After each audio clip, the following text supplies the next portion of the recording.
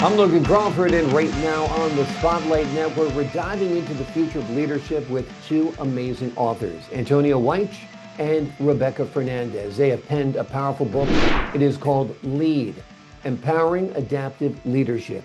In a world defined by constant change, this powerful book equips leaders with the emotional intelligence, strategic insight, and resilience needed to adapt and thrive. Packed with real world examples and actionable tools, Lead is a must read for anyone looking to lead with integrity, courage, and compassion. We're delighted to have this very talented authors join us here today on Spotlight. We thank the team at Atticus Publishing for helping us put them in the spotlight today, and we ask viewers like you to support authors like them by subscribing to our channel and by purchasing their amazing book. The links are below this interview. And be sure to download the Spotlight Network TV app streaming on Roku, Amazon Fire TV, and Apple TV.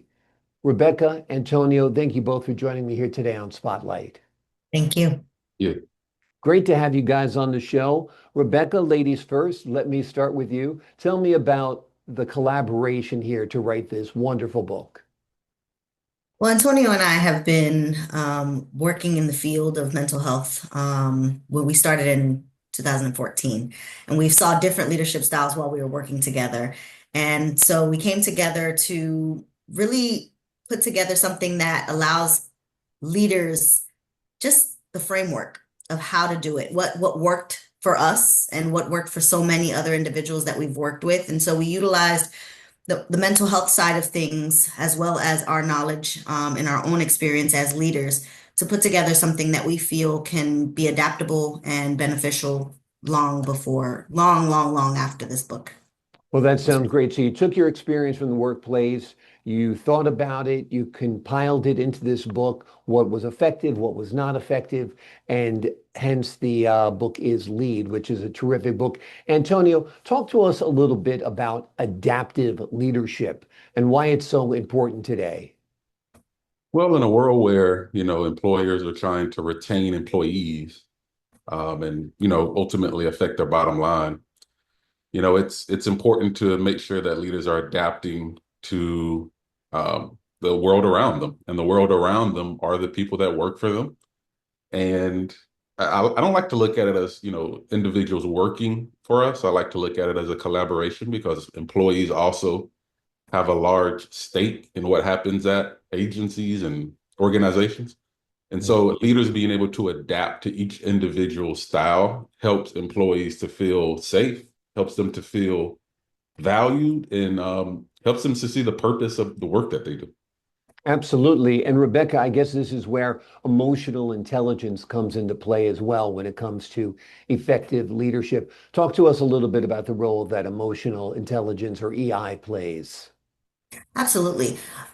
Ultimately, individuals are comprised of their own feelings and thoughts. And in order for us to work together to have that common mission, whatever the goal is of our work, I think it's important to show individuals that we value them. And in order to do that, we have to be empathetic to whatever their needs may be outside of the workplace, right? So it's not just about getting the work done, but it's about showing each individual that they matter themselves at their core. And it's important to recognize those feelings and address them appropriately.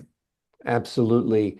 If someone's a great employee, they might be distracted momentarily because of a divorce going on or a child custody issue, or even taking care of their aging parents. A lot of things happen in the background of a person's life that can affect their performance. And sometimes just a little patience on the part of an employer or a leader can make all the difference in the world, because once you've helped that person through the rough patch, I think then you've got a committed employee for life. Antonio, talk to us a little bit about integrity. It's a central theme in your leadership philosophy. Yeah, well, integrity starts ultimately with the leader. And, it's doing the good things when no one's looking. Mhm. And some of those things are self-reflection, right? As a leader, we all make mistakes, right? I think that's something to acknowledge within oneself. But also, when the opportunity arises, we're also modeling for other people that we work with that it's okay to mess up. And when they see that there's an opportunity for growth, right?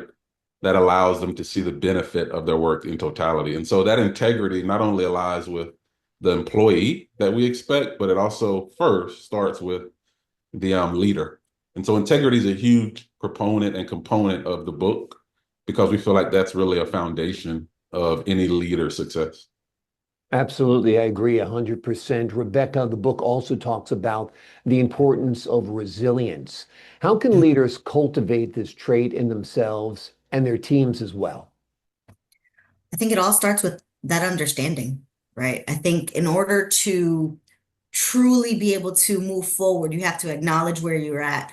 You have to give yourself that opportunity to show yourself grace, that empathy, that support. As you're doing that, you continue to find the power, the hope to move forward. I think that as Antonio mentioned, it starts with the leader. Mhm. Naturally, as you're demonstrating that ability, that resiliency that we talked about, that power to go forward, others feel empowered to do so as well. They believe in the mission more because, well, their leader is doing it. Yeah, Their leader is showing us that it can be done. exactly. It becomes part of the culture, right, Antonio? Absolutely. Yeah. Yes. And that culture is super important. You know, as I don't know if we talked about it, but Rebecca and I are licensed clinical social workers. Mhm. So we have this very general mindset of not just helping individuals, but seeing systematic change. Mhm. And culture is part of that systematic change. And it all starts with a leader that has integrity, a leader that's resilient, but also a leader that has a vision for Mhm. the company or organization. And so when employees are seeing that, individuals are seeing that, that's contagious. And so Mhm. that spreads.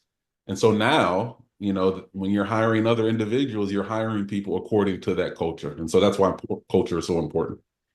Exactly. I agree 100%, no doubt. Rebecca, talk to us a little bit about fostering innovation without creating instability. So I think one of the things that many leaders struggle with is finding that sweet spot of being comfortable and keeping things moving, just maintaining, and being innovative. Sometimes being innovative requires you to switch things up, which makes changes. And a lot of the times it comes from the people that work for you, not necessarily that work above or alongside you. It comes from the people that work, um, that you're supervising. And so I Mhm. think as a leader, in order to kind of create that culture and innovation, looking at who's coming up on your team, looking at who you can build on, giving someone else the opportunity to feel empowered to make change. When we're too zoomed into the photo, we only see one part. But when we Mhm. zoom out, we see so much more. And I think in order to be innovative, I think it requires teamwork and using everybody's strengths on a team in order to cultivate that. Absolutely. And the organization is only going to become stronger with innovation because you have to keep on moving forward. If you're standing still, you're going to disappear. The marketplace, no matter what it is, whether it's medicine, whether it's accounting, or whether it's social work, everything is moving so rapidly. If you stand still, you're going to disappear. Antonio, let me ask you this. What's one key principle from this book that you feel every leader should start using? Listening, which is our first principle of the lead idea. And listening comes in many forms. It's just not listening to verbal cues, it's also listening to nonverbal cues. So you mentioned earlier, an individual that comes to work and they're not themselves, Mhm. they have their head down, maybe they're not communicating with other people, they're isolating. As leaders, we need to listen. And so part of listening is being attuned to some of those nonverbal cues and being able to assess and then being able to talk to that employee. And really, the next principle is that empathy. But listening, it all starts with listening. How are we paying attention to the people that are most important to our organization? And the people that are most important are the people that do the work, right? Mhm. And so listening is a huge part of a leader's skill set. It's a big part of communication that's often overlooked. If you're not a good listener, you can't really be a good communicator because it's a two-way street. Let me ask you this, Rebecca. How do you keep yourself from being a pushover, though? You know, you're trying to be compassionate, you're trying to be empathetic, you're trying to be a good listener, but there's some people who simply take advantage of systems. So how can leaders maintain compassion while still holding others accountable? My apologies. Oh, no I have worries. We some got you here. cut out. But yes, so to avoid being a pushover, it all is about accountability and decisiveness. I think those are the other principles that we talk about within our lead framework. With accountability, it's creating a sense of ownership, being responsible for yourself and the work that you put on. And then that decisiveness piece is being able to make those decisions, giving direction. If you're trying to develop that culture of high productivity, success, that loyalty, then it means being able to take accountability for your own actions and showing that so that then others on your team will feel responsible for that. Holding them accountable is hard. Mhm. We don't like sometimes coming down on other individuals, but doing so in a way that is more so about building transparency and trust and that mutual respect rather than kind of like laying down the hammer like Yeah. some leadership models may talk about. I believe that doing so in this way allows you to still be empathetic to their feelings, where you don't feel like you're being the bad guy, and also still push through and not be the pushover that you're talking about. I think you're right there. I think that if you have set a good example, I think if you've been a good listener, if you've been empathetic, if you've been compassionate, if you've been clear in explaining the goals for the organization and for each individual's role, if that person is still taking advantage, well, then you might have a problem child on your hand, and that person might need to be weeded out. And as difficult as it is to get people out of the organization, sometimes it does happen. Antonio, we gave Rebecca the first word, so I'm going to give you the final word. What do you hope that readers take away from this book?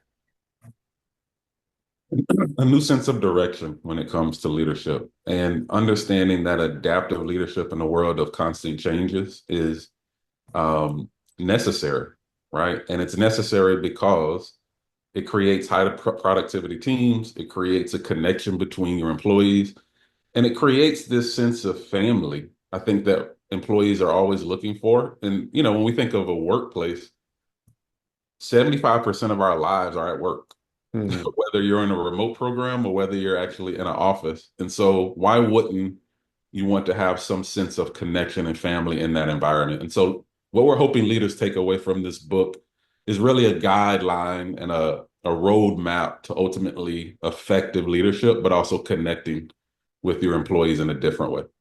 Exactly. Pride of ownership is really powerful. Each person needs to feel invested in the organization.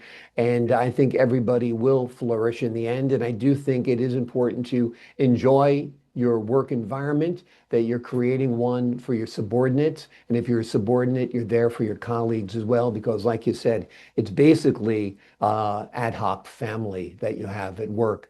The name of the book we've been talking about today, it is a powerful read. It is called Lead, Empowering Adaptive Leadership in a World Defined by Constant Change. This powerful book equips leaders with emotional intelligence, strategic insight, and resilience needed to adapt, and not only adapt, but thrive. Packed with real-world examples and actionable tools, Lead is a must-read for anyone looking to lead with integrity, compassion, and courage. Antonio, Rebecca, thank you both so much for joining us here today on Spotlight. Thank you. Thank you. I appreciate your wisdom and your insight. To the folks at home, I'm Logan Crawford, thanking you for your time this time. Until next time on Spotlight.